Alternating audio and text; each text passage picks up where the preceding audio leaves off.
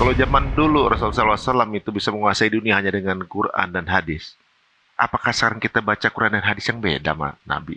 Ketika Anda, banyak orang, kita semua, banyak, bahkan saya kaget ketika mengira kok bisa-bisanya Amerika Serikat pecah kongsi sama Eropa, kok bisa-bisanya PM Kanada malah yang ngomong hegemoni Amerika selesai, kok bisa-bisanya Spanyol gak join Board of Peace, kok bisa-bisanya Inggris, Italia itu kok jengkel sama Amerika.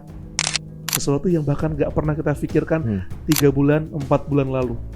Iya. Tapi sekarang terjadi, dan itu kalau kata Adham Syarqawi, penulis Palestina, kaum orang berimannya sudah di ujung tanduk dan mereka sedang bingung harus ngapain lagi. Penjajahnya pun sudah bingung karena udah 2,5 tahun dan bingung harus ngapain lagi.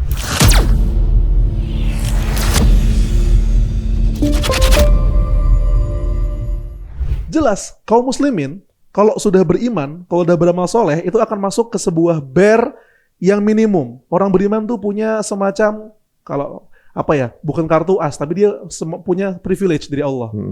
Orang kalau beriman punya privilege. Dia akan mendapatkan apa yang dulu Rasul dapatkan. Nusirtu birru'bi masirata syahr. Aku, kata Rasul SAW, aku ditolong oleh Allah dengan rasa takut yang dihujamkan pada musuhku selama sebulan perjalanan. Apa maksudnya? Saya baru meneliti dan membaca artinya musuh sebelum ketemu kaum muslimin, sebulan sebelum kaum muslimin udah merasa takut. Oke. Orang Gaza sangat memahami itu. Mereka dididik 20 tahun lamanya untuk mencintai 3 hal. Ilmu, ulama, dan masjid. Ilmu mengantar mereka pada pemahaman Quran, ulama menjadi teladan mereka pada pemahaman Al-Quran, dan masjid menjadi madrasah untuk membangun generasi Al-Quran. Ini udah jadi SOP bare minimum orang Gaza. Makanya sampai kemarin mewisuda 777 Hafiz, karena memang Al-Hasyr kompas kami. Israel buat gedung-gedung tinggi, Iron Dome. Fa'atahumullahu min haitsu lam yahtasibu. Allah akan datang pada musuh dari arah yang enggak mereka sangka. Wa qadzafa fi qulubihimur ru'b, dan menghujamkan rasa takut. Dan ketika rasa takut itu terjadi, dengan sendirinya mereka akan meninggalkan benteng-benteng hebat mereka. Bani Nadir kayak gitu. Bani Nadir pada akhirnya menyerah pada Rasulullah. Kami udah bangun segede ini, ternyata kami takut juga. Mereka akhirnya pergi, yukhribuna buyutahum bi aidihim wa aidil mu'minin. Mereka hancurkan. Kata Rasul, ya Anda boleh pergi, dan mereka minta syarat, Rasul kami mau pergi, kami pengen bawa apa yang bisa kami bawa. Akhirnya kusen pintu ada yang dibawa, ada daun pintu yang dibawa, ada emas dibawa. Tapi muslimin juga kemudian mendapatkan kebun kurmanya, sisa-sisa rumahnya, benteng-bentengnya itu dimiliki oleh kaum muslimin. Sebagaimana dulu Rasulullah sempat mengira, kaum muslimin sempat mengira, bisa nggak ya? Sama kayak mungkin di antara kita. Bisa nggak ya Board of Peace nih kita kalahin? Bisa nggaknya si Netanyahu gitu, Israel kita kalahin? Tapi kalau udah sampai ke iman, terus yakin sama Allah, udah beres. Qadzafa fi qulubihimur ru'b. Itu yang dimaksud Dr. Nasr Fahjan.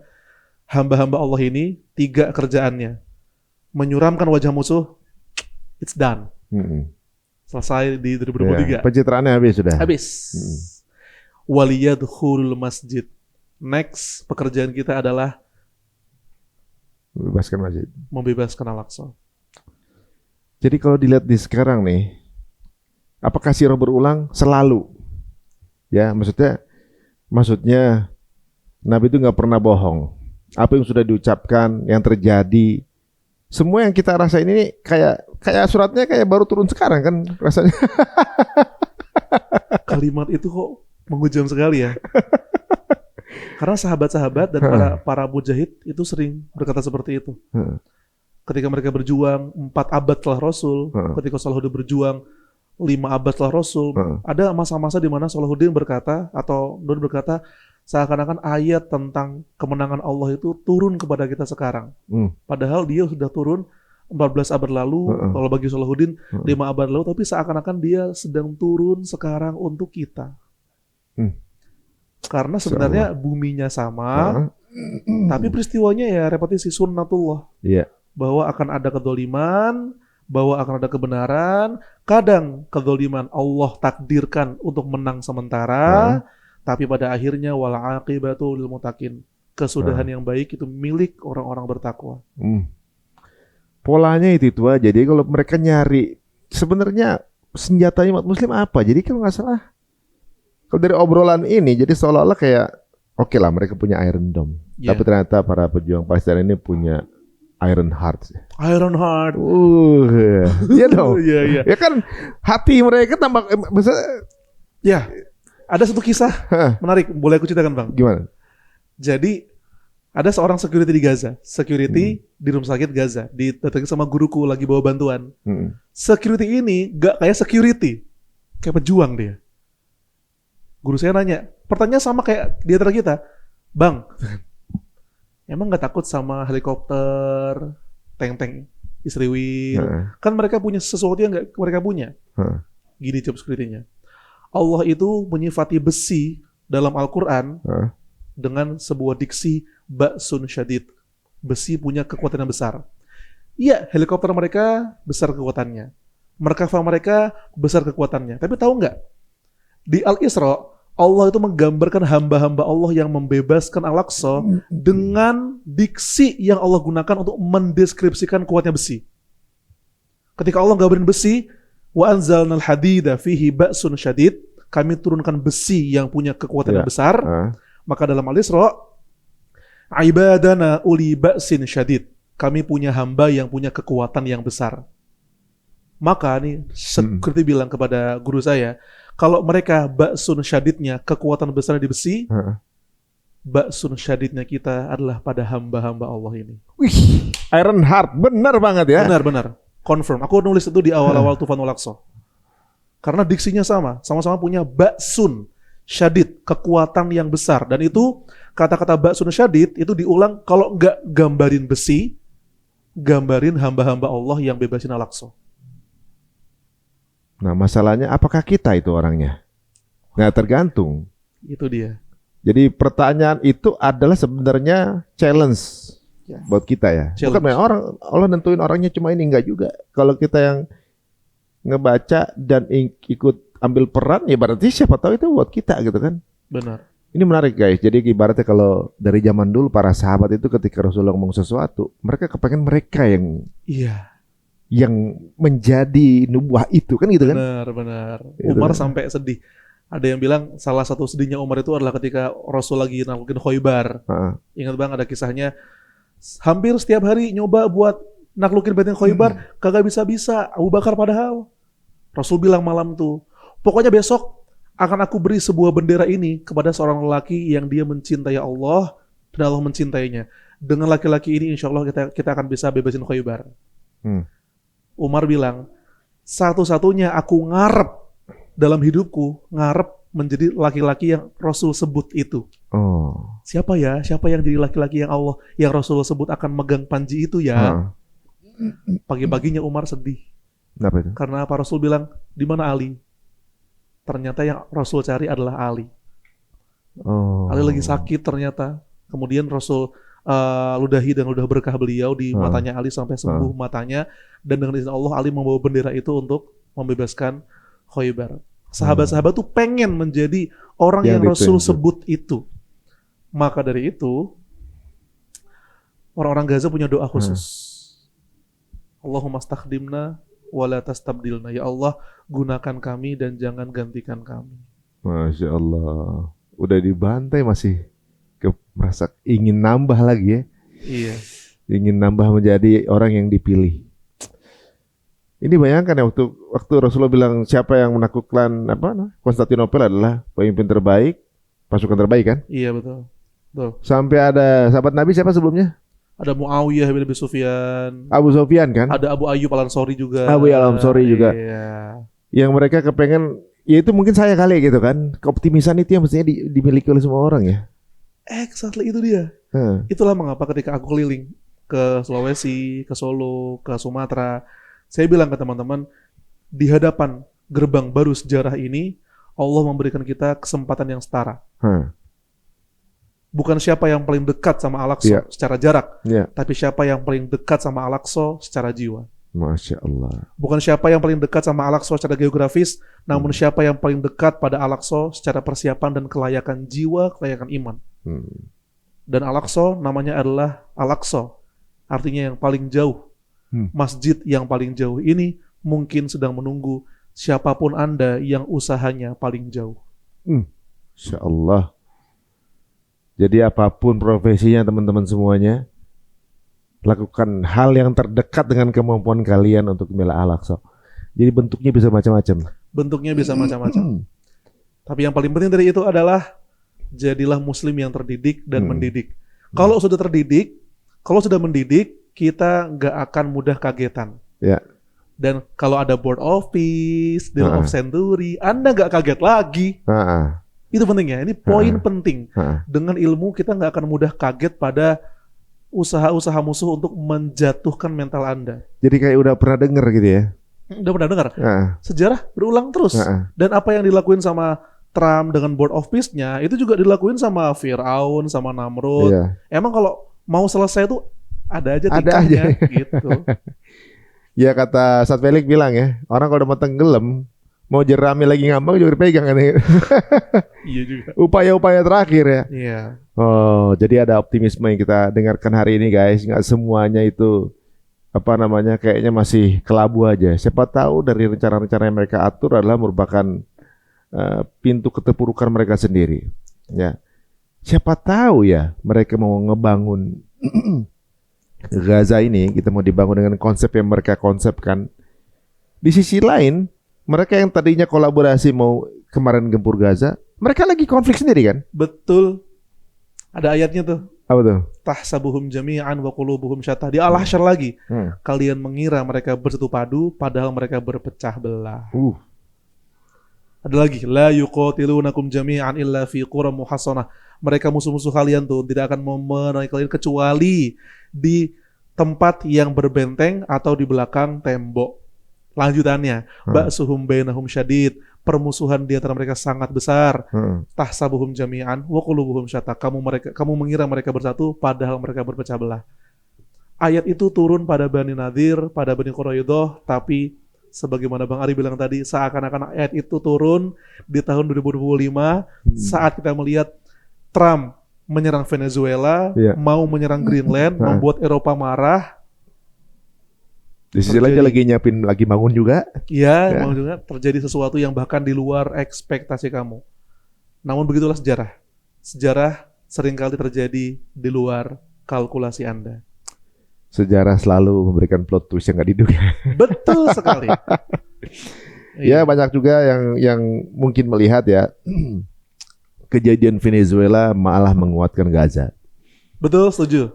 Bagaimana sebuah negara dengan punya pasukan, dengan punya kelengkapan kebutuhan sebagai sebuah negara yang besar gitu ya, negara lebih besar daripada Gaza kan kecamatan jatuhnya kan. Iya benar. Bisa takluk hanya dalam waktu 2,5 jam, sedangkan mereka menaklukkan sebesar kecamatan 2,5 tahun aja minta ceasefire. Benar. Orang bilang, oh kan ya yang nggak paham mungkin akan bilang, kan banyak yang mati.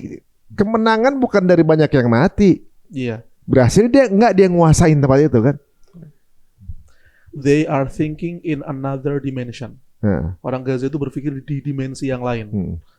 Makanya ada ulama yang bilang orang Gaza itu 3 sifat mereka. Pertama, history maker. Pembuat sejarah baru. Karena pasti semua angkatan laut, angkatan udara, semua akademi militer bakal belajar bagaimana cara Gaza bertahan. Yang kedua, ini penting, game changer.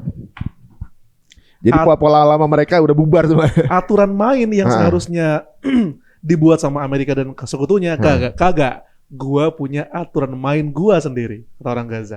Game changer. Dan diikutin lagi ya. Diikutin, makanya Amerika sekarang tuh kata Bang Pizarro pernah bilang, hari ini lagi eranya negara itu kalah sama ormas. Iya. Iya, pernah bilang ya. Amerika kalah sama ormas Taliban, kalah sama HTS di Suriah, sekarang mau kalah sama ormas namanya Mamas, Gerakan H ini. Iya benar juga ya. Seolah-olah sekarang ini lagi tantrum ini bapak tua itu ya. Dan dulu zaman Rasul, Romawi Persia juga kalah sama dalam tanda kutip ormas. Apa tuh? Madinah. Oh, itu kan masih ormas dulu ya? Maksudnya Madinah itu kan kecil dibanding Di Persia. Persia Romawi, Madinah bukan apa-apa. Ya. Cuma ketika Bang Arya soal saya kita kan Nabawi zaman sekarang, Madinah zaman Rasul udah segede itu aja. Jadi Madinah tuh senabawi. Kata Dr. Abdul Aziz Juhani, pakar sirah di Madinah, beliau bilang Masjid Nabawi dan lingkungannya itu. dan pagernya.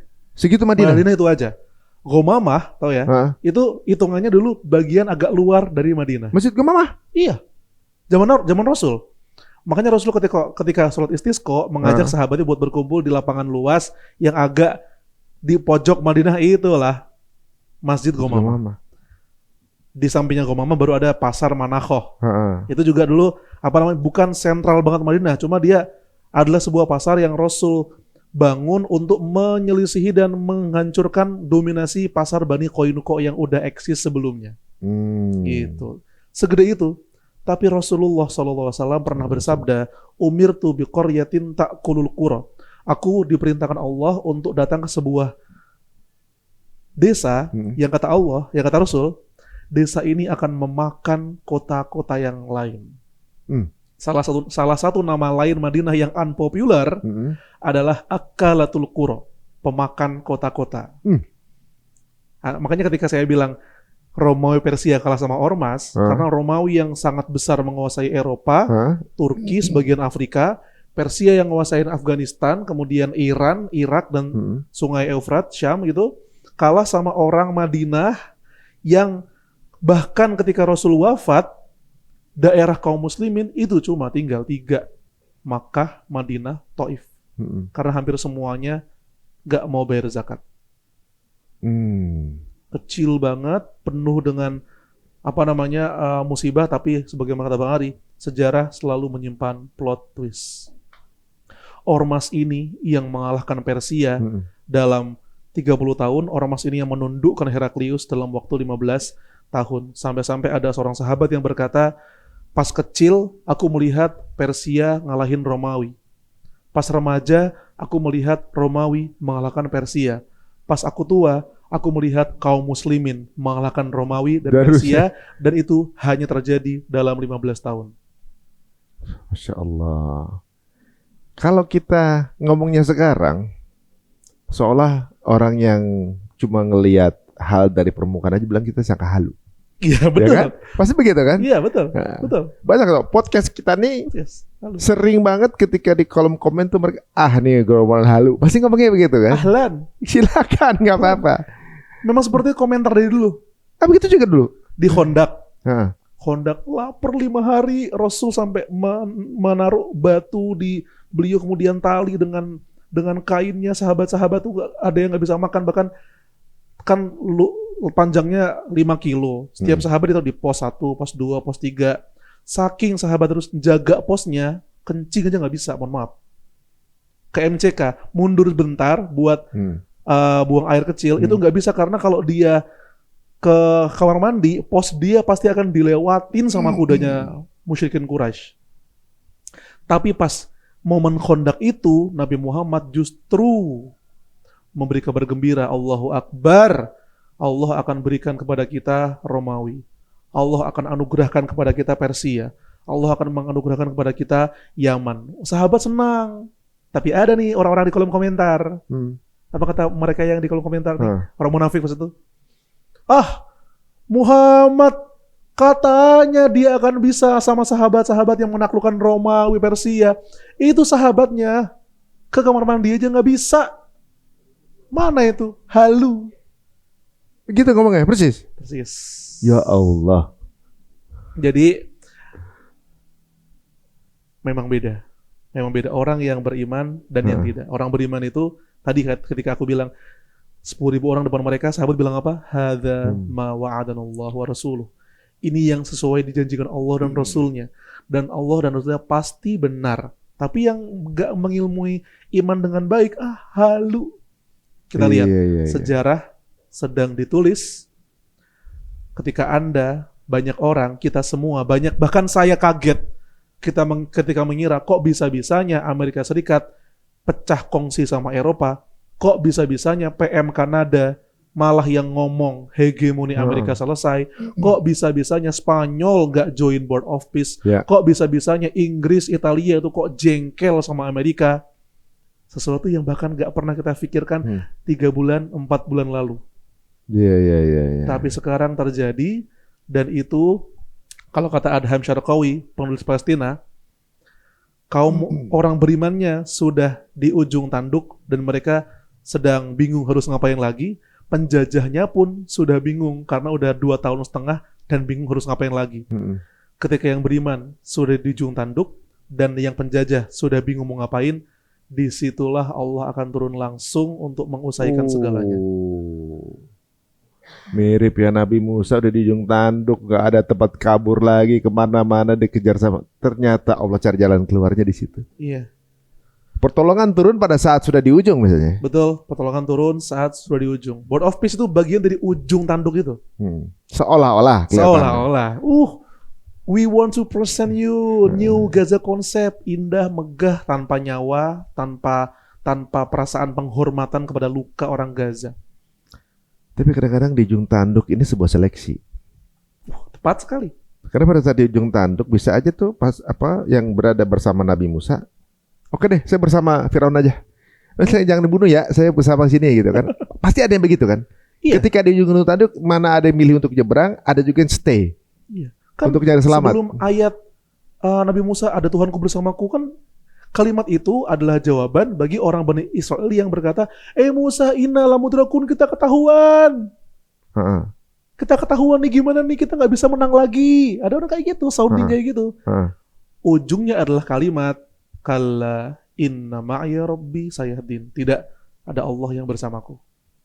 Kemudian habis ada sounding yang gak enak, Nabi Musa meyakini dengan iman yang penuh, Allah komando, fa'alqi bi'asaqal bahar. Tempelkan saja tongkatmu ke laut. Terbelah. Nabi Musa pun gak tahu bahwa akan terbelah. Iya. Ya kan ya? Iya. Sama dia juga fasenya sama. Ada yang sounding gak mungkin, halu, unbelievable, gak sesuai dengan siklus. Tenang. Orang beriman itu jalan ceritanya beda. Emang menarik ya. Jadi ibaratnya kalau dari keimanan itu kita nggak tahu pertolongan turunnya di mana. Ya maksudnya Gaza aja beda bang. Maksudnya kalau dilihat ya tadi antum compare Gaza Venezuela nggak bisa dinalar. Ya kalau nggak apple to apple ya kan, negara. Iya. Perlengkapan penuh. Berapa? 3 jam? 2,5 jam? 2,5 jam. Presidennya kena. Ditangkap dengan mudahnya. Kalau bisa begitu, mereka pasti ngelakuin ke Gaza kan? Harusnya bisa dong. Pasti. Dan special force-nya sama. Dia gitu loh. Sama. Bahkan mereka punya special force yang katanya kayak di film-film itu tuh, yang bagian menculik pemimpin. Itu yang dipakai-pakai buat nyulik-nyulik pemimpin negara itu kan? Iya. Itu kan 8 orang tereksekusi dalam terowongan bersama ownernya, The Blackwater. Blackwater benar. Itu kalau udah pakai itu berarti serius tuh kan sebenarnya. Iya. Kalau untuk masalah nyulik pemimpin dan bisa dilakukan, bahkan mereka buktiin, ini seperti pencitraan lagi ya ibaratnya, kemampuan untuk nyulik pemimpin masih mereka bisa lakukan. Soalnya nggak terbukti di Gaza. Iya. Kalau bisa nyulik pemimpin, dari kemarin diculik pemimpin, akhirnya kan dengan cara dibom-bomin kan, dieksekusi, nongol lagi satu. Berarti kan bukan karena pemimpinnya kan sebenarnya kan? Pemikirannya. Nah, slogan Gaza. Nahnu qaumun idza ghaba sayyid qama sayyid. Kami adalah sebuah kaum yang ketika seorang pemimpin pergi akan datang pemimpin yang baru. Malah mereka bener itu kayak gitu. Malah mereka sendiri pengen yang dipilih ya. Wah, ngeri ini guys. Jadi ibaratnya kalau sekarang justru semestinya kita tuh melihat si roh itu jadi kita jadi lebih optimis ya.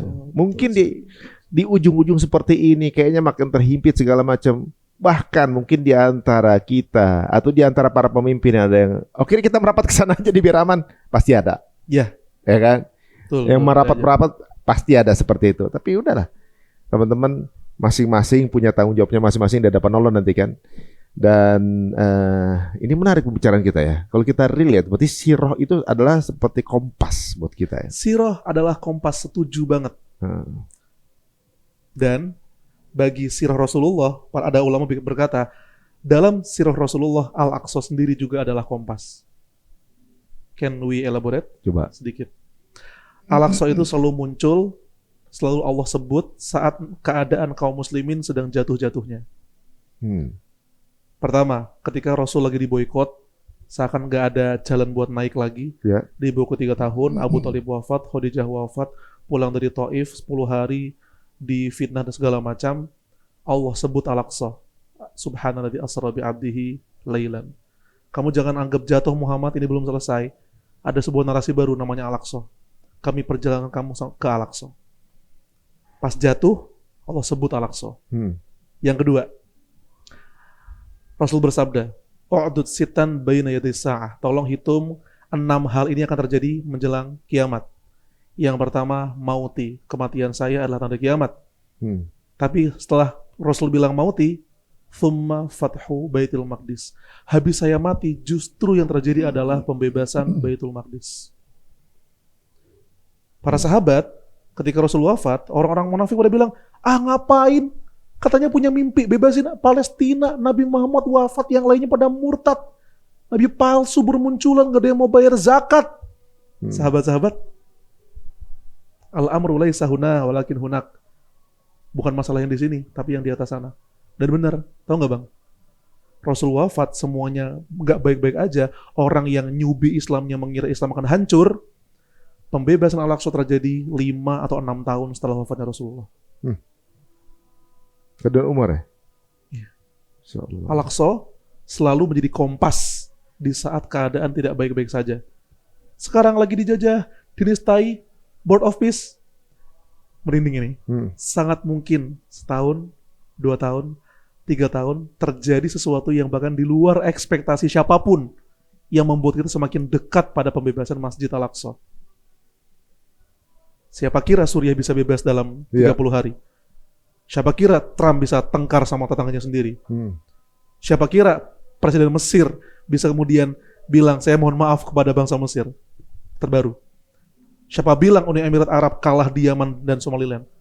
Siapa bilang orang-orang Cina yang tadinya mau maju malah karena lagi krisis anak? Ya. Siapa bilang sebuah bangsa yang tadinya akan miskin ternyata malah mereka sedang punya investasi besar, Qatar dan kawan-kawannya? Semua yang terjadi itu kalau kita bawa ke 30 tahun, kita ngomong ini ke orang 30 tahun lalu, nggak ada yang percaya pasti. Ya. Jadi seolah-olah Aqsa adalah tanda akan hadir sebuah plot twist. Ini menarik ya. Dan teman-teman, kalau kita ngerasa kayaknya udah kesel banget ya gitu ya. Dan Aqsa dikuasai. Ibaratnya kalau beberapa ustadz bilang bahwa barometer yang menguasai dunia itu siapa yang menguasai Aqsa? Betul. Saat Sayyidina Umar menguasai dunia, menguasai Aqsa. Diganti Romawi. Sebelumnya Romawi. Berikutnya pasukan salib ya? Pasukan salib yang lagi menguasai dunia. Gede. Iya. Udah diganti Sulaiman Al-Ayyubi. Kuasain besar. Dan baru, jadi sebenarnya dikuasai di luar Islam baru sebentar-sebentar ya? Sebentar. Bahkan beratus-ratus tahun dikuasai oleh Muslim, kita ini baru 100 tahun kan? Iya. Kok kita kayak udah berasa kesel aja gitu ya ibaratnya? Karena kita nggak download episode sebelumnya. Nah itu dia. Ada 1000. Kita baru nonton episode ujung. Iya, saya Bang Ari. Al-Aqsa udah dijajah. Ibarat kata, tokoh ini nih, seumur hidup kita tokoh taunya muncul itu. aktor di series, pas seriesnya lagi hancur. Tapi ini bukan tentang series ya. Itulah kenapa kita harus nonton dari awal gitu. Betul.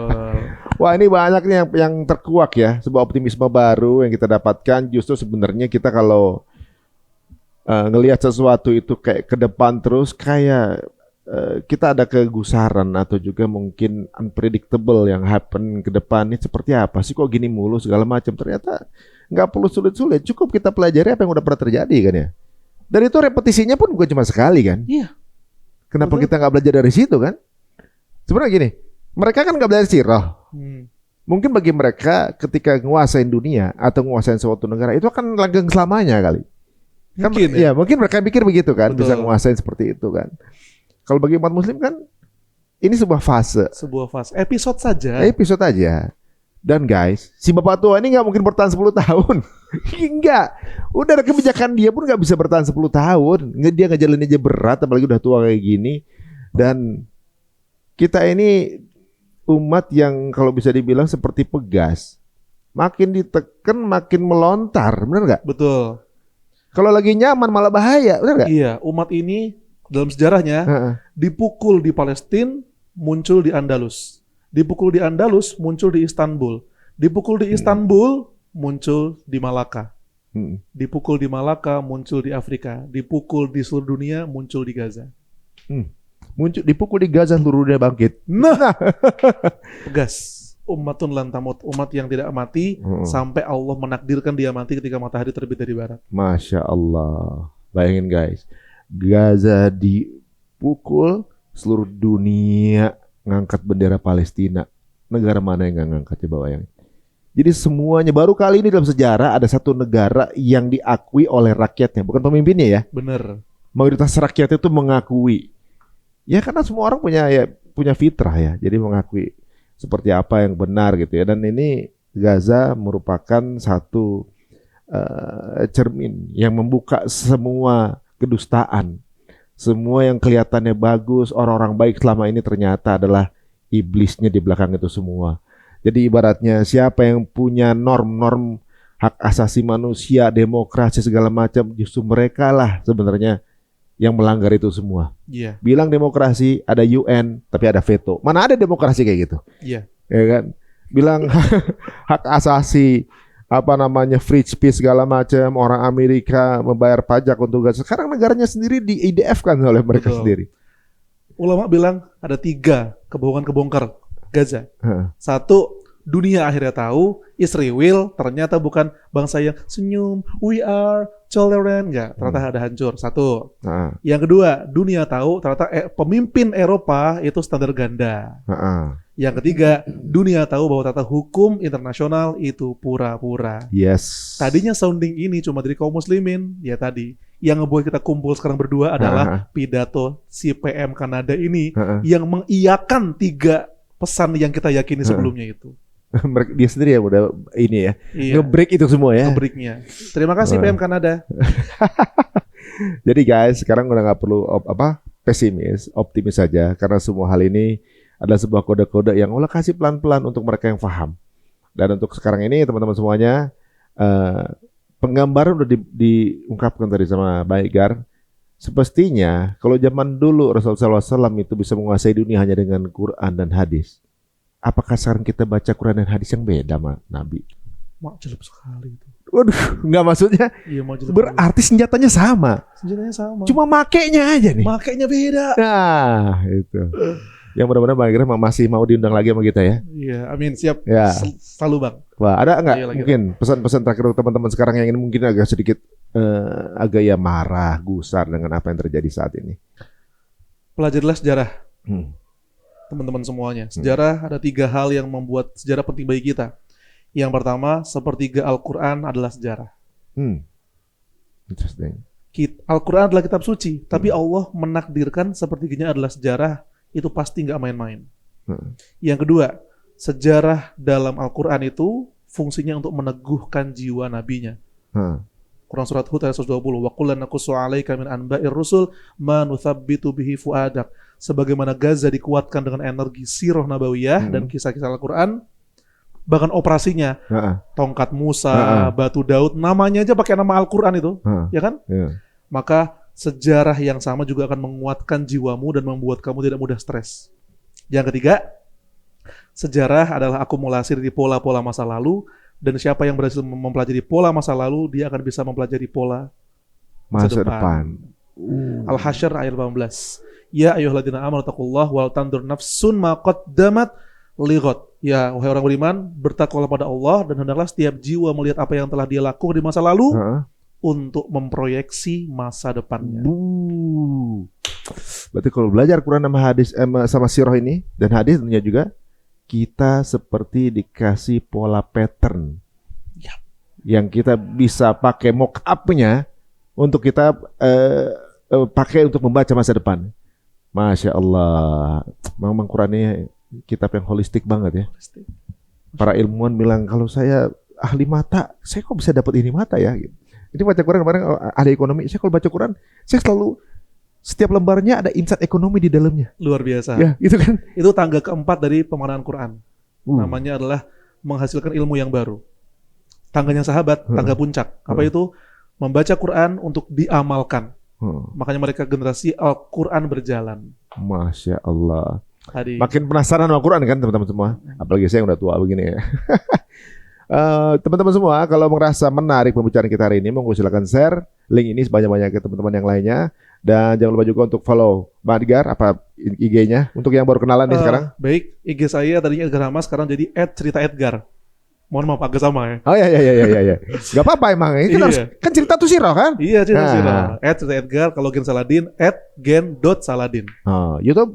YouTube Gen Saladin. TikTok Gen Saladin. sama semua ya. Sama semua. Oke.